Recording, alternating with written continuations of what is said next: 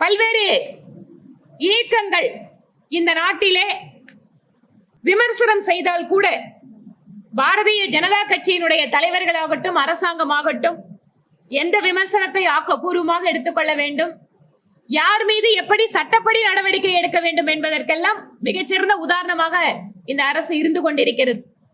நெருக்கடி நிலை காலகட்டத்தில் துன்பத்தை அனுபவித்த திராவிட முன்னேற்ற கழகத்தினுடைய இன்றைய முதல்வர் திரு ஸ்டாலின் அவர்கள் தான் நெருக்கடி நிலை காலகட்டத்தில் பட்ட கஷ்டத்துல இப்ப மறந்துட்டாரு போல இருக்கு. இன்றைக்கு அவர்கள் அரசாங்கத்தை எதிர்த்து யாராவது சமூக ஊடகத்தில் பதிவிட்டாலே அவர்கள் கைது.